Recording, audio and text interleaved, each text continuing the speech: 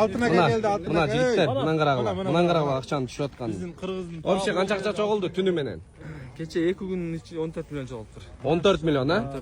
Молодец. Мына көрдүңөр да. Азыр эрте мененки дагы 1,5 миллион чогулуп калды. Эрте менен чогулду 1,5 миллион. Ошол 14 миллион. Булчу, бул жөн эле М-банкка түшүп аткан акчада. Азыр бул жерде Россияныкын сурап атышат, еще отдельный сбор да кылып атышат.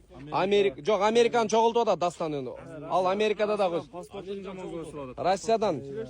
Кореячы.